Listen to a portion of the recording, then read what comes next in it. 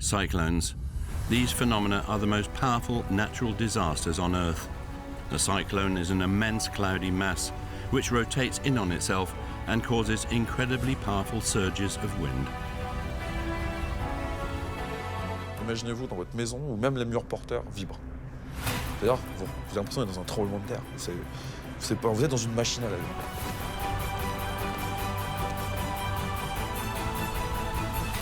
Cyclones are only formed over warm oceans. They draw an enormous amount of energy from this warm water, which they then release in the form of wind or torrential rain. These gusts can reach up to 400 kilometers an hour. Le cyclone Gombert en 2007, il est tombé de l'ordre de 4900 mm d'eau en 4 jours. Alors on va le traduire autrement.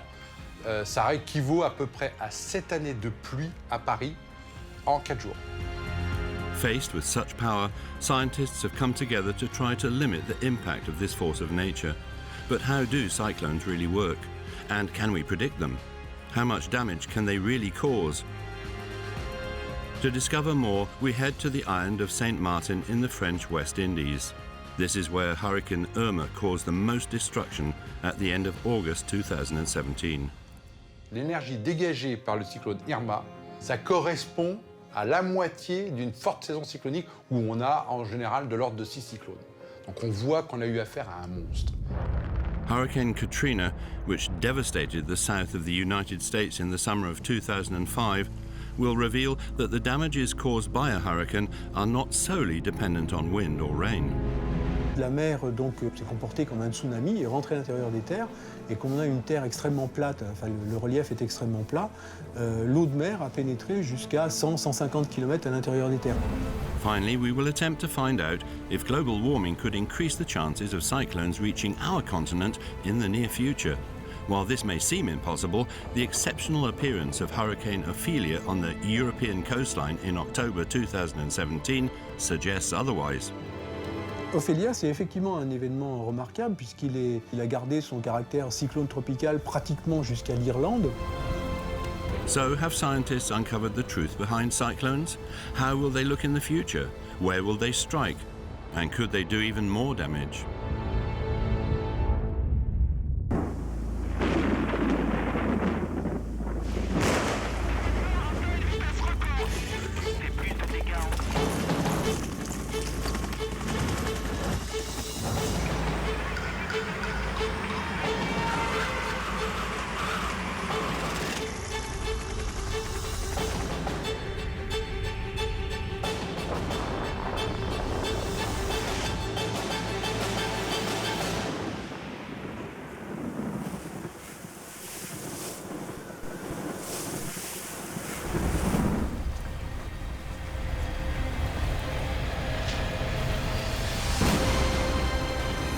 Take a look at these extraordinary accumulations of energy in the sky.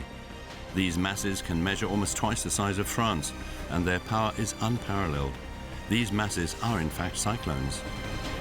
Un cyclone, à lui-même, produit pratiquement autant d'énergie que l'ensemble des sources d'énergie existant sur Terre au même instant. But first of all, what is a cyclone?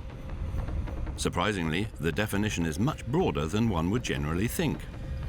Donc un cyclone, c'est une dépression, donc c'est une région de basse pression autour de laquelle on a des vents forts.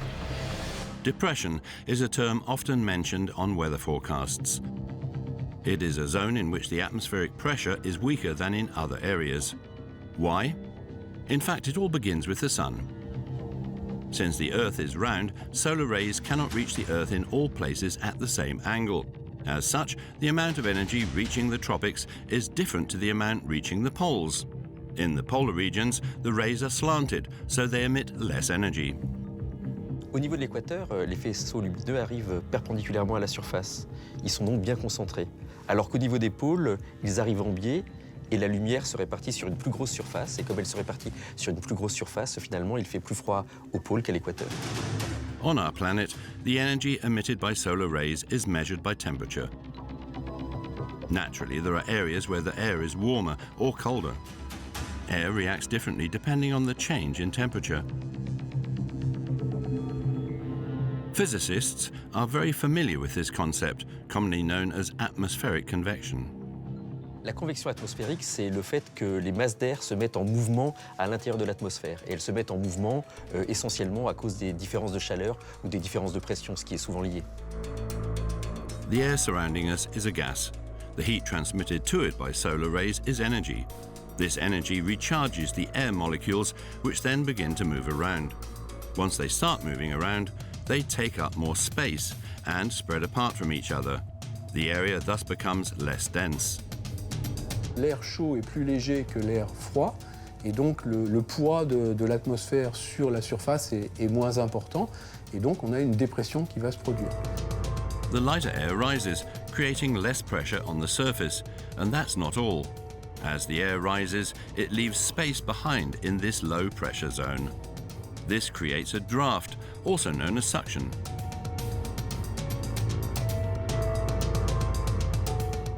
Une zone de basse pression, c'est du vide. Donc l'air veut combler le vide et va des hautes pressions aux basses pressions. Et ça, c'est le phénomène de vent. So a depression is a low pressure zone that generates airflow in the form of wind. This is a common phenomenon. In fact, this is the main cause of bad weather in this country. However, bad weather does not always lead to cyclones. Un cyclone, c'est une notion très générale, donc il y a plein de phénomènes dans l'atmosphère qui sont des cyclones, mais généralement, quand on parle de cyclones, on parle en fait de cyclones tropicaux. Known for their powers of violence and destruction, these forces of nature make the headlines several times each year. But these are not the only factors distinguishing cyclones from other depressions. With a particular focus on their formation, specialists have established precise characteristics to define tropical cyclones. To find out more, we take a look at the summer of 2017. This was a particularly unusual summer due to the number of hurricanes that struck the United States. On a eu au cours de l'été 2017 une conjonction de phénomènes favorables qui ont malheureusement amené un espèce de rail de cyclone directement axé sur les Antilles pendant 15 jours, 3 semaines environ. Of all these cyclones, Hurricane Irma was the most violent. It destroyed a large part of the Caribbean, ending up on the American coastline at the beginning of September 2017. Pour avoir vu peut-être quelques reportages sur l'impact qu'une bombe peut provoquer, c'est vraiment le sentiment qu'on a eu, on a l'impression qu'il y avait eu un bombardement sur l'île de Saint-Martin. Irma was a hurricane, not a cyclone. Is there a difference? On parle de typhon, de cyclone ou d'ouragan. C'est la même chose. Simplement, on leur donne 3 noms différents, c'est tout. The only difference is the location in which the phenomenon takes place. The term cyclone or tropical cyclone is reserved for the Indian Ocean and the South Pacific. Hurricanes appear in the North Atlantic and Northeast Pacific. And finally, the term typhoon is used in the Northwest Pacific. Regardless of their location, these phenomena are all formed in what specialists call tropical zones. Les bandes tropicales, c'est des régions qui se trouvent entre 10 degrés et 30 degrés de latitude au nord et au sud de l'équateur. All tropical cyclones are born in this region due to the higher temperatures reigning in this part of the world. But this is not the only reason. Air is not the only element able to create a depression. Seawater can also fill this role if it is warm enough. Pour qu'un cyclone puisse se développer, il faut que l'eau soit supérieure à 26 degrés et demi dans les 50 premiers mètres de l'océan. What happens when water becomes heated? The liquid water turns into a gas in the form of water vapor. This is the principle of evaporation. As water vapor is less dense, it tends to rise. Les molécules bougent beaucoup plus et quand elles bougent beaucoup plus, elles prennent plus de place et plus de place, ça fait quelque chose qui est plus léger finalement. In the planet's tropical zones, heat transmits its energy into both air and water molecules. Consequently, the warm and humid air rises even faster, and the pressure in these zones is much lower. Because of this, the suction is significantly stronger, and the rising winds become increasingly violent. This explains the incredible power of cyclones. At At the end of the summer of 2017, Alexandre Godefroy was on holiday with his friends on the island of Saint Martin. It is only a few days before disaster strikes that he first hears about Hurricane Irma. Donc nous, 4-5 jours avant, on sait qu'il y a un ouragan qui arrive. On ne se rend pas compte que ça va être un monstre comme Irma tel qu'il a annoncé. Donc la vie suit son cours. Il fait beau, 3-4 jours avant, on continue à sortir, on va à la plage. Alexandre cannot imagine what is to come. Irma takes a drastic turn for the worst and turns into a machine of destruction. L'énergie dégagée par le cyclone Irma, en une dizaine de jours, ça correspond à la moitié d'une forte saison cyclonique où on a en général de l'ordre de 6 cyclones. Donc on voit qu'on a eu affaire à un monstre. Cyclones are characterized using the Saffir-Simpson scale. To be considered a cyclone, the winds of the phenomenon must exceed 118 kilometers per hour. It is then classed from categories 1 to 5, where wind speeds can reach more than 250 kilometers per hour. On sait d'avance qu'on va avoir des destructions de bâtiments. Il va quasiment y avoir pas de survivants si les gens sont à l'extérieur. Hurricane Irma was a Category 5 hurricane, the most powerful hurricane recorded in the North Atlantic since Hurricane Allen in 1980. In early September 2017, over a period of 6 days, Irma kills 134 people and causes billions of dollars worth of damage in her trajectory from the West Indies to the United States. However, Irma was actually formed on the 29th of August 2017, 6,000 kilometers away. Irma est née un peu à l'ouest des îles du Cap-Vert et a profité de sa traversée pour s'intensifier. Et en rencontrant des conditions très favorables, c'est-à-dire un océan qui était assez chaud, plus chaud que la normale, beaucoup d'humidité dans l'atmosphère, donc a pu s'intensifier assez rapidement. At the end of the summer, the temperature of the Atlantic Ocean is much higher than normal, 2 to 3 degrees above average. As a result, water vapor rises very quickly, powered by the energy transmitted to it from the surrounding heat. Once it reaches a certain altitude, another physical process is set in motion: condensation. La condensation, c'est le phénomène de transformation de la vapeur d'eau en gouttelettes d'eau. Et ça arrive dans les couches supérieures de l'atmosphère où l'air est plus froid. Et donc quand l'air humide se transforme en gouttelettes d'eau, ça fait des nuages et plus tard des précipitations. Large amounts of rain start to fall from the sky around this low pressure area, but that's not all. As we have seen, seawater turns into water vapor when its molecules are charged with heat energy and are thus beginning to move around. When water vapor condenses to become a liquid again, the process is reversed. Quand on transforme de l'eau vapeur avec beaucoup d'énergie en eau liquide avec moins d'énergie, eh bien cette énergie doit partir quelque part. Elle part en chaleur, c'est-à-dire qu'elle va réchauffer l'air qui est autour. To sum up, a low pressure zone above a warm ocean attracts air in the form of wind. This wind is charged with humidity and rapidly increases in altitude. When it reaches the upper layers of the atmosphere, the humid air becomes a liquid again by releasing heat, which warms up the surrounding air. A tropical cyclone is deemed a perfect climatic phenomenon because this warm air reinforces the low pressure zone, attracting even more air, which will eventually also be charged with humidity, thus restarting the cycle. C'est extrêmement efficace puisque une fois qu'on a ce système-là, on parle d'un système auto-entretenu, c'est-à-dire que plus il s'intensifie, plus il donne des éléments pour s'intensifier à nouveau. Donc on peut créer comme ça un emballement. During the summer of 2017, Lisa Durand was working for one of the largest hotels in Saint Martin. Her responsibilities involved staying informed of the weather forecasts provided by Météo France.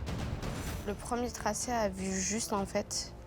Et il montrait bien que Saint-Martin allait être touché de plein fouet en catégorie 5. Et Saint-Barthélemy aussi, et que ça allait être juste énorme.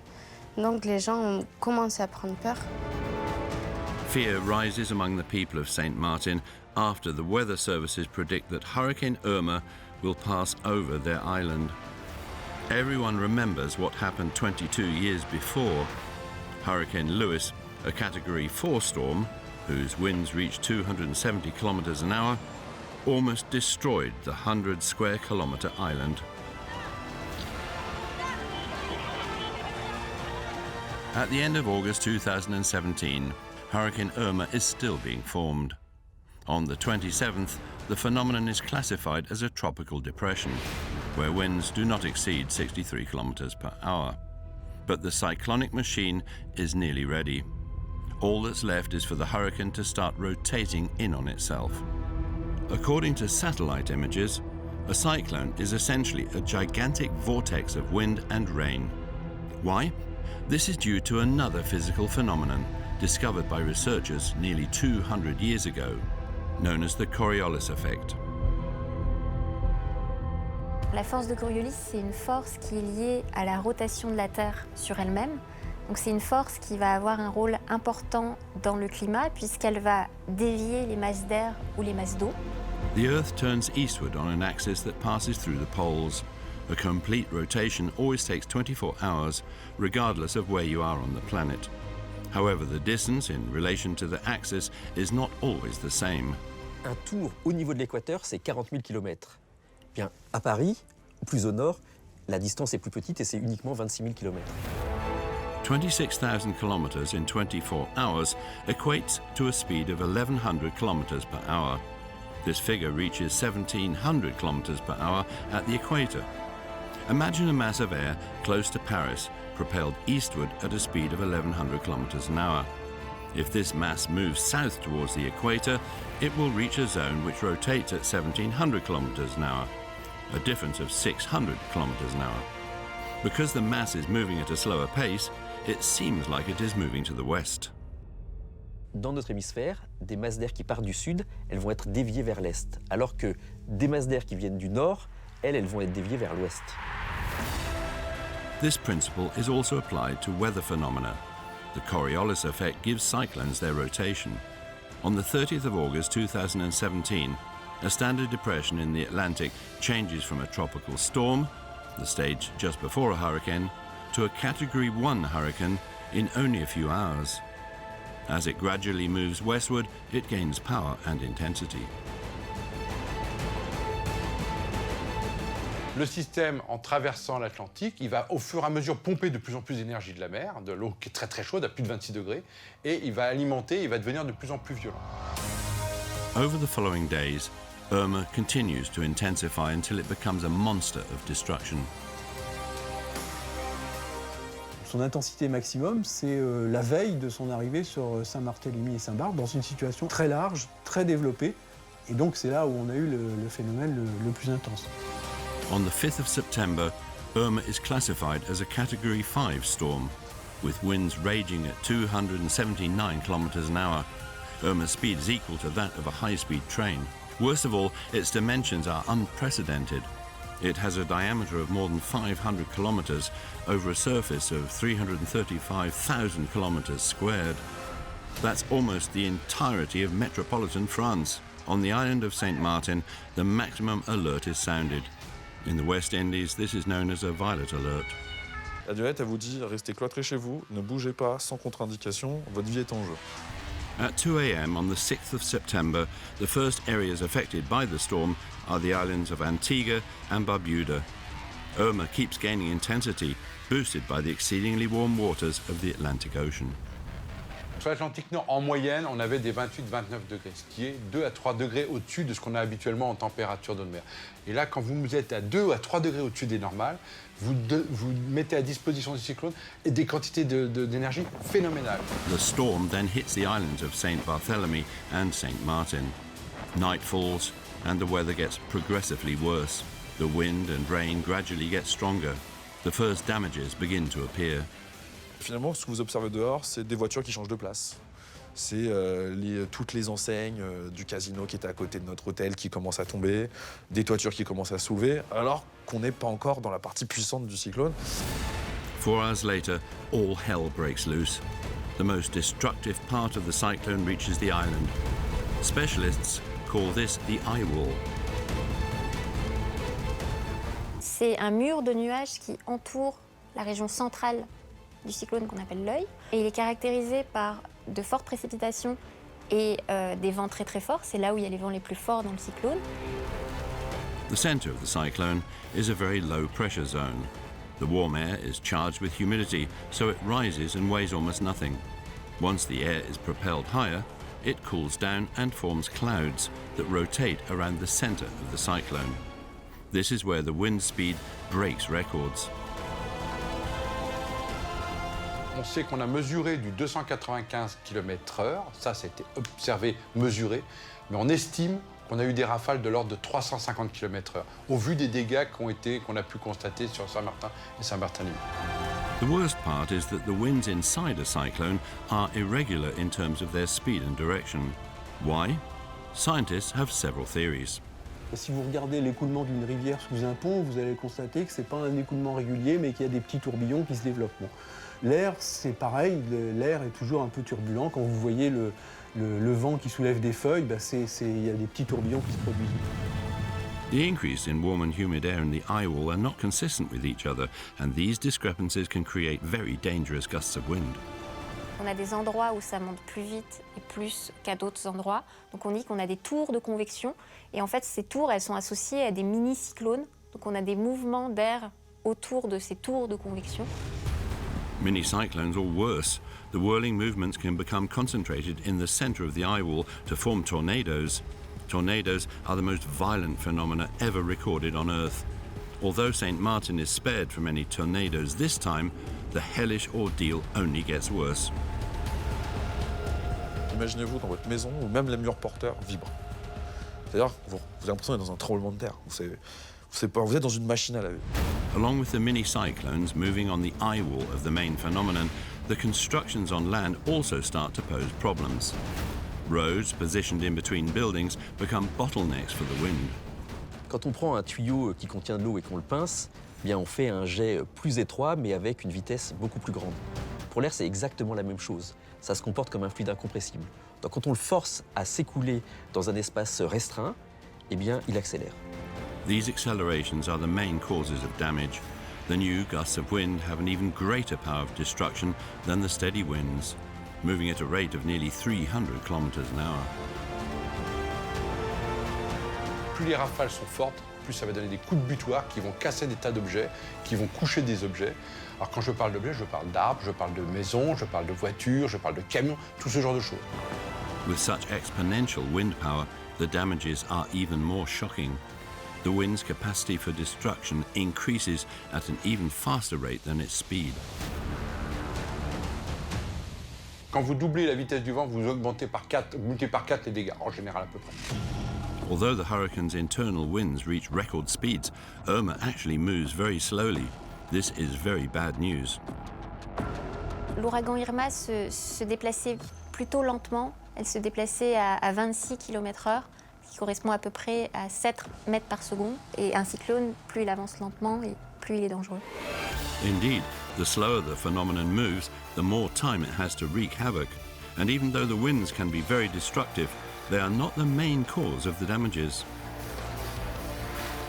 Le plus marquant, ce sont les précipitations, puisqu'il y a d'énormes quantités de pluie qui peuvent tomber. Et un cyclone peut produire l'équivalent d'une année ou plusieurs années de pluie à tel endroit. All the humidity drawn to the top of the cyclone falls back down in record-breaking quantities of rain. The most impressive figures are regularly recorded on the island of La Réunion when it is struck by such a phenomenon. Le cyclone Gombert en 2007, il est tombé de l'ordre de 4900 mm d'eau en 4 jours. Alors on va le traduire autrement. Ça équivaut à peu près à 7 années de pluie à Paris en 4 jours. The extraordinary quantities of rain recorded on the French island in the Indian Ocean are not only due to the power of cyclones, but also to the morphology of the land. La Réunion is shaped like a giant cone, so its form accentuates the amount of precipitation it receives. L'île est montagneuse, très très montagneuse, et donc les masses d'air sont obligées de monter en plus d'être déjà chargées d'humidité. Donc cette ascendance verticale crée de la condensation et donc des précipitations très très fortes qui sont encore plus fortes que les régions avoisinantes sur la mer, quoi. At 500 millimeters, the precipitation recorded on the island of Saint Martin during Hurricane Irma is much lower than the amounts usually measured on La Réunion. However, 500 millimeters is equal to 500 liters of water per square meter. That is the same as 3 full bathtubs per meter, falling in only a few hours. Such quantities of water can cause considerable damage. Propelled by the wind, the rain can get in everywhere. After taking refuge in a bathroom on the second floor of the hotel, Lisa Duran remembers that day well. On se rend compte à un moment donné qu'il y a de l'eau sur le sol de la salle de bain. On avait mis un matelas, le matelas flottait. Il y avait plus de 15 cm d'eau. On avait les pieds dans l'eau. The gusts of wind and rain produce a deafening roar, but noise is not the only thing preventing the victims from hearing correctly. The difference in pressure also has a significant role to play. Vous avez vos oreilles qui se bougent, vous entendez mal du coup. Ça vous fait mal comme si vous aviez une otite. It's the same effect as being on a plane. On the island of Saint Martin, hours go by and the damages accumulate. Finally, near 6 o'clock, there is a sudden lull.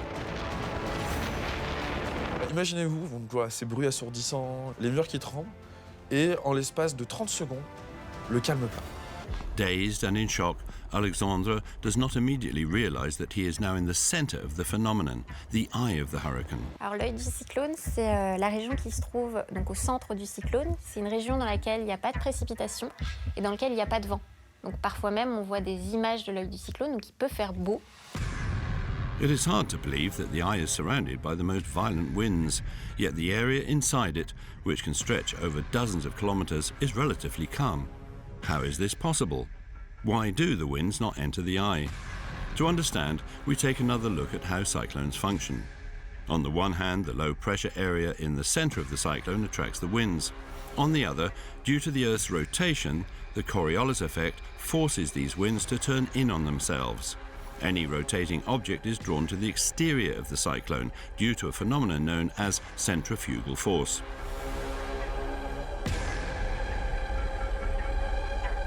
Quand on est sur une route qui va tout droit et que la voiture tourne vers la gauche, en fait, notre corps voudrait continuer tout droit. Et il ne peut pas. Donc, il ressent une pseudo-force qui l'entraîne à l'extérieur du virage. Et cette pseudo-force, c'est la force centrifuge. In the center of the cyclone, the force of attraction created by low pressure drawing winds to the center and the centrifugal force pushing the winds to the outside balance each other out. As a result, the eye of the hurricane is protected. The inside is dominated by a sense of calm. On commence à sortir et là, on voit que c'est pas que l'hôtel qui est détruit, c'est tout le quartier, c'est toute l'île. Despite this devastating realization, there is no time to despair. The eye's crossing does not last long, barely 45 minutes. The only option is to return to shelter. Although the majority of the buildings have already suffered grave damages, more destruction is on the horizon. The winds are still just as strong, and on top of that, they have changed direction. Juste après le passage de l'œil, en fait, on a une inversion du sens du vent. C'est-à-dire qu'on a une déviation de ce sens à 180 degrés. Donc si, par exemple, le vent venait de la droite, juste après que l'œil soit passé, il vient de la gauche. The winds in the eye wall of the cyclone rotate around the center of the eye. Therefore, if they initially turn from right to left after passing over the axis, they will then turn from left to right. The powerful gusts of wind will now strike the other side of the building still standing. Donc les structures étant fragilisées déjà par un vent et les forçant dans un certain sens, souvent sont détruites lorsque le vent change de direction, puisque là on va avoir un effet qui va être tout à fait différent. On the island of Saint Martin, Alexandre experiences this phenomenon first-hand from his hotel room on the top floor. À une ou deux reprises, on a vu le toit se soulever de quelques centimètres. Donc, et là, on se dit, si la charpente s'en va, on est fini, quoi. After 3 more hours of devastating winds and destruction, Hurricane Irma finally moved away from the island of Saint Martin. Alexandre, Lisa and their friends all made it out alive. They were extremely lucky, as the damages on the island were truly catastrophic. With winds blowing at an average of 300 kilometers an hour over several hours, between 65 and 95% of the French part of the island is said to have been destroyed. 15 people lost their lives on Saint Martin and Saint Barthélemy. Unfortunately, Irma's journey is still far from finished. The hurricane continues its journey northwest, passing Puerto Rico and the Dominican Republic. It is still at maximum intensity.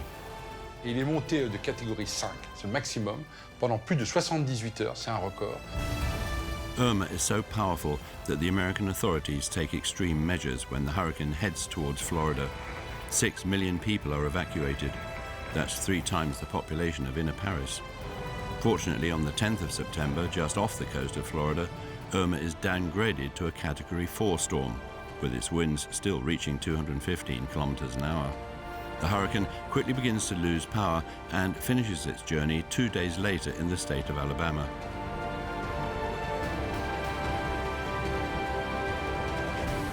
In the end, Irma is said to have caused the deaths of 90 people in the United States. The storm was also responsible for severe water and electricity cuts. It was terrible, but it could have been a lot worse if the authorities hadn't taken such radical measures. It should be said that the population is more accustomed to hurricanes in this region.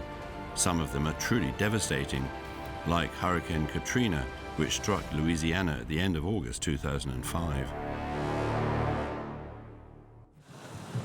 Hurricane Katrina is still a nightmare for many Americans because it caused the deaths of more than 1,800 people and left millions homeless, particularly in New Orleans. Why was Hurricane Katrina more destructive than Hurricane Irma? To find out, we retrace the history of this force of nature. Hurricane Katrina came to be on the 23rd of August 2005 over the archipelago of the Bahamas. The phenomenon quickly turns from a tropical depression into a tropical storm, and it is in this form that Katrina briefly strikes the south of Florida on the 25th of August. The following day, everything changes when the storm reaches the Gulf of Mexico. Katrina est passée sur un tourbillon chaud qui avait une profondeur d'environ une centaine de mètres, donc un énorme réservoir thermique sur lequel les vents ont pu puiser et donc ont renforcé l'intensité de Katrina. Et ça s'est produit la veille de son arrivée sur la Nouvelle-Orléans. Scientists estimate that for a cyclone to appear, seawater must be at a temperature of more than 26.5 degrees over a depth of 50 meters. Here, these conditions are met.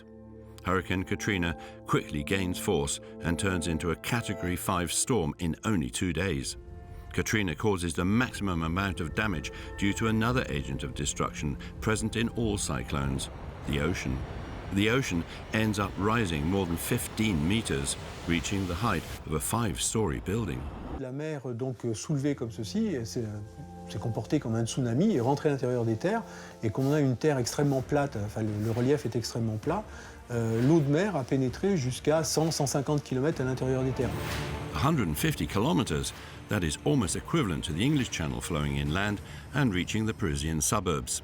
We have seen the potential damage caused by the wind and precipitation inside a cyclone, but even when these elements are at their most powerful, they are not the only factors responsible for ultimate destruction.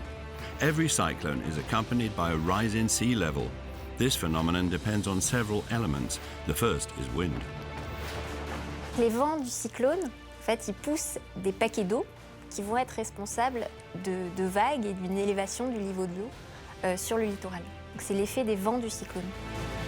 The gusts from the cyclone push the ocean forward. Specialists call these storm surges. Waves known as storm swells are also created. Consequently, a second element is added into the mix due to the low pressure dominating the center of the hurricane. Le simple fait qu'un cyclone, c'est une dépression, ça va aspirer, entre guillemets, ça va faire remonter le niveau de la mer de plusieurs mètres. In a depression, the pressure exerted on the surface is less significant, and when this surface is made of water, it rises. If the pressure level drops, you get storm surges and swells. When put together, all of these factors can cause an exceptional rise in sea level. Comme ça, vous pouvez avoir des niveaux qui peuvent dépasser parfois par 20 mètres par endroit. On peut avoir des effets vraiment catastrophiques. On the 29th of August 2005, the equivalent of a tsunami flooded Louisiana and quickly swept away 75% of New Orleans. A large part of the city had been built below sea level, and the only thing protecting it was a 4-meter high dam. This dam was quickly submerged under a crushing wall of water, and the rise in water continued for several days. You're not gonna be able to get no supplies or anything. You sure? The water's gonna continue coming up till at least tomorrow. These floods are accompanied by mudslides. Hundreds of thousands of people lose their homes and are forced to live in temporary housing for months and even years. Although Hurricane Katrina had declined in intensity by this point, the storm would continue its trajectory for thousands of kilometers over the US and Canada, finally finishing its journey in Quebec on the 31st of August. The result, more than $108 billion worth of damage. We've seen the birth of a hurricane, but how do we explain its death? Scientists believe there are several factors involved. Firstly, the loss of contact with the storm's primary source, the ocean. L'ouragan, son carburant, c'est l'océan chaud. Donc si jamais il atteint une terre, si jamais il quitte l'océan, il va être privé de carburant et donc il va s'affaiblir et disparaître au fur et à mesure. Without its energy source, the cyclone has to consume the energy it has stored. This energy is found in the form of humidity. The storm cannot die instantly. Instead, it deteriorates at a gradual pace. This explains why, in Katrina's case, the depression continued for nearly 3,000 kilometers. Hurricanes have even been known to stagnate between land and sea. A situation like this can quickly become catastrophic. This was the case for Hurricane Harvey, which reached the Texan coastline on the 25th of August 2017. Étant stationnaire sur la côte du Texas, il avait entre guillemets un pied au-dessus de l'océan, donc il pompait de l'énergie et de l'eau, et de l'autre côté, le pied était sur le Texas. Et là, il redéversait toutes les quantités d'eau qui arrivaient. Over the course of 2 days, Harvey continued to flood the south of the United States before moving fully inland and disappearing for good. Another element that weakens hurricanes is the morphology of the land. Le vent qui passe sur un relief un petit peu compliqué va subir plus de turbulences, plus de frottements, donc il va avoir tendance à s'atténuer. Friction reduces the wind speed inside a cyclone. This, along with the drop in its energy source, forces it to disappear. The final element is what scientists call wind shear. Le cisaillement du vent, c'est la variation de l'intensité du vent et de la direction du vent avec l'altitude à travers l'atmosphère. For example, by blowing more intensely at a higher altitude, the wind pushes the warm and humid air to the side. Wind shear has a key role to play in destroying tornadoes, so it can also destroy cyclones. On peut imaginer un cyclone comme étant une toupie, enfin une toupie qui tourne comme ça, et le cisaillement, c'est quelque chose qui va incliner la toupie. Et une toupie qui tourne pas droit, généralement, elle dure pas très longtemps. That's it for hurricanes, the weather phenomena that devastate the North American coastlines and the Caribbean. Now onto the most violent of natural disasters, of which we hear much about but rarely see on this side of the world, typhoons. À l'ouest du Pacifique, les masses d'eau sont particulièrement chaudes. C'est là où on trouve les masses d'eau les plus chaudes sur la Terre.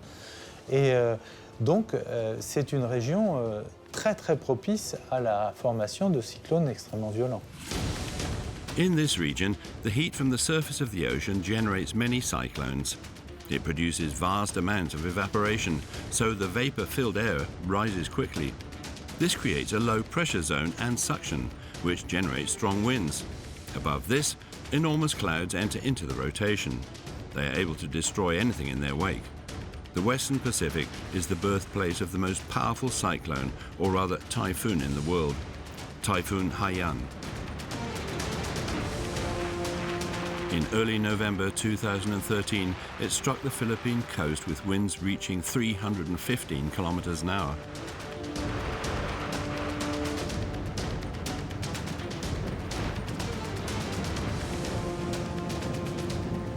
On a une zone dans laquelle les cyclones peuvent se développer qui fait probablement 3-4 000 km de est-ouest et 2-3 000 km sud-nord. Comme la région est grande, les phénomènes ont beaucoup de temps pour s'intensifier et peuvent atteindre les régions côtières avec une grande intensité.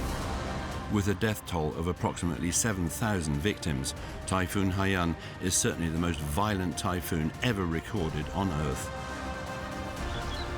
It is not, however, the most destructive ever seen by humanity. On the 12th and 13th of November 1970, the Bowler cyclone struck the coasts of Bangladesh and India. Like in Hurricane Katrina's case, the main issue was the morphology of the land. Bangladesh is particularly flat, so here the problem occurred on a much larger scale. Le soulèvement de la mer associé à ce cyclone a noyé une partie extrêmement importante du pays sous 10 mètres d'eau. Il y a 10 mètres d'eau qui sont passés et comme les gens habitaient dans ces endroits-là, les gens ont été noyés simplement. Voilà. The community was lacking in solid shelters and they had almost no means of prevention or communication.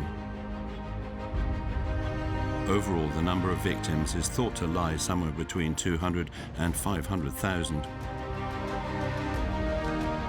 It spread from the West Indies to the United States, Southeast Asia, and even the island of Réunion, as we have seen that cyclones are formed in large tropical zones around the equator.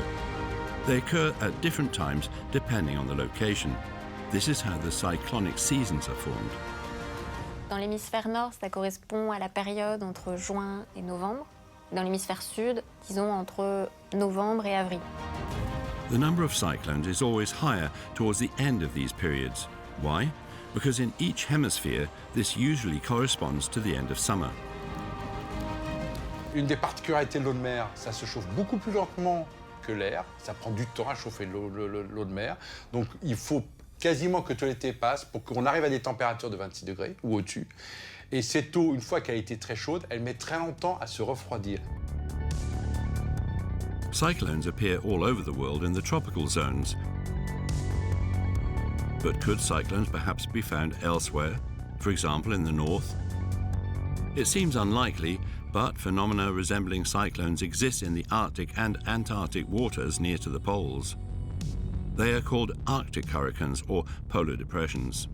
Quand on regarde les images satellites, on a l'impression de voir un cyclone, alors à beaucoup plus petite échelle. Au lieu de faire parfois 500 ou 1000 km de diamètre, leur diamètre va être de 100, 200, 300 km au grand maximum, mais on a la même chose. In the same way, there is a low pressure zone which attracts wind. The wind also draws energy from the surface of the ocean, but unlike tropical cyclones, this is rather due to a difference in temperature than a difference in humidity. Disons que la température en elle-même, c'est pas une donnée qui suffit à elle-même. Ce qui est important de connaître, c'est la différence entre cette température, la température autour et la température en altitude. Incredible.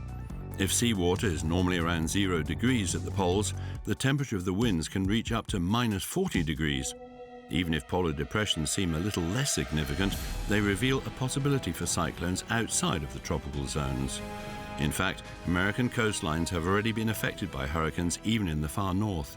This is what happened with Hurricane Sandy in 2012. Il était encore au stade d'ouragan quand il a touché New York, donc c'est quelque chose de complètement exceptionnel. Hurricane Sandy was able to travel so far by sourcing its energy from the Gulf Stream, a warm marine current that runs along the American coastline. But what about Europe? In recent years, this part of the world has also experienced terrible storms. From the 26th to the 28th of December 1999, cyclones Lothar and Martin crossed a large part of the continent, moving over France, Britain, Denmark and Italy.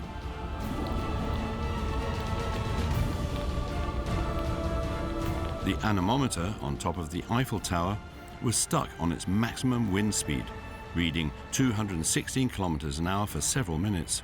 So are these severe climatic events similar to tropical cyclones?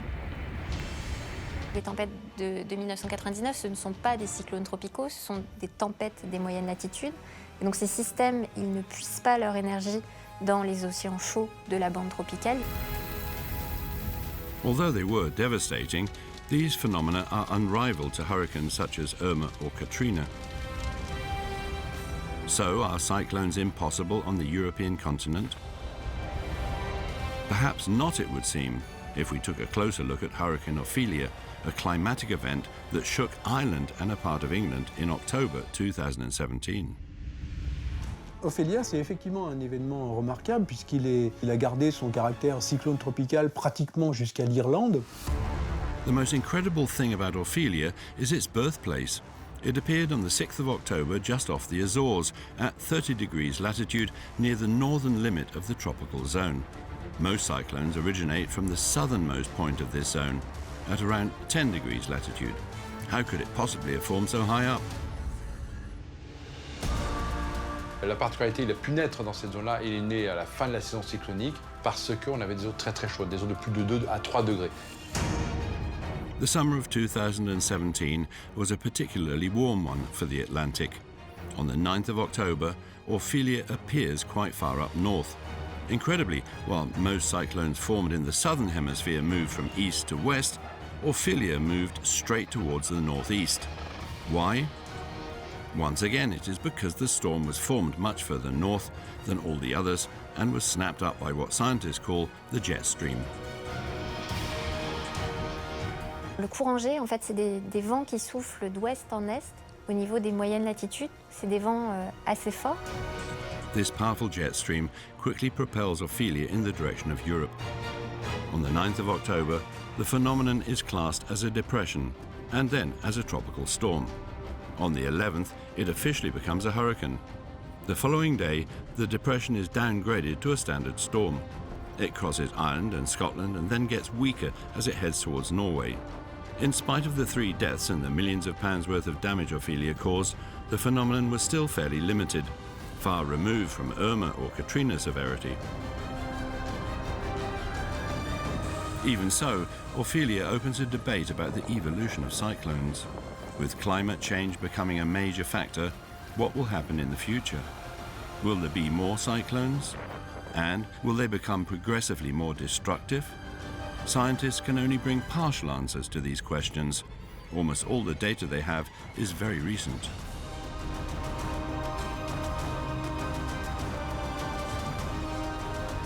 40-50 ans de données d'observation des cyclones, ça nous aide à mieux comprendre comment fonctionnent les cyclones. Mais ça n'est pas suffisant pour pouvoir faire des projections sur, dans les 100 ans ou les 50 ans qui viennent, qu'est-ce qui va se passer.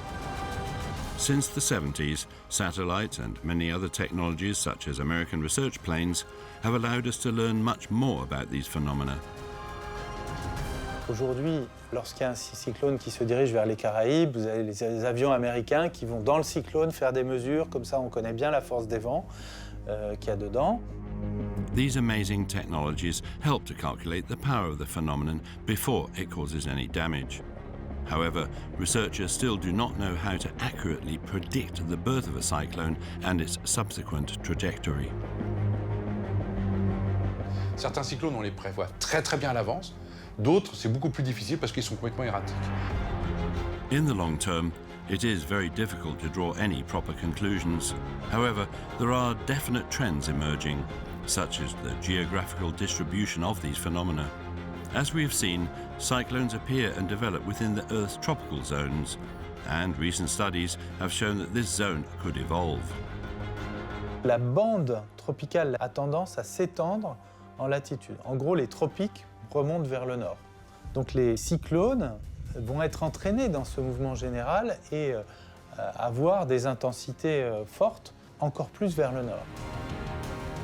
Just like Ophelia, more cyclones will appear in the north over the next few decades.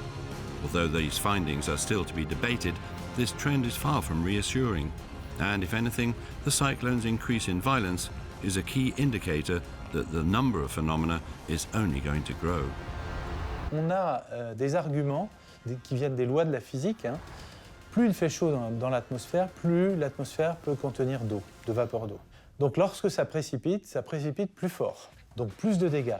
Même si on avait des cyclones de même intensité, on aurait plus de dégâts. Cyclones. Whether we call them hurricanes or typhoons, these incredible weather phenomena can reach gigantic proportions. They can be larger than France and harbour winds faster than 300 kilometers an hour. They can tear houses apart and provoke waves of more than 10 meters in height.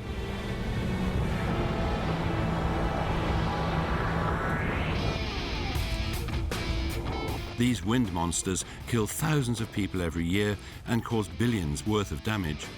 Some scientists fear that the cyclones of the future will be even more destructive. What we tend to ignore is that cyclones play an important role in nature, particularly in the regulation of the climate. By drawing warm water out of the ocean and sending it back in the form of cold precipitation, cyclones help to check the ocean's temperatures. But that's not all. Les cyclones font partie des catastrophes naturelles, il ne faut pas l'oublier. C'est-à-dire que ces dégâts, les écosystèmes, donc la végétation, la faune, ils sont habitués, ils sont dans cet équilibre avec les cyclones. Climate change has also changed the nature of cyclones.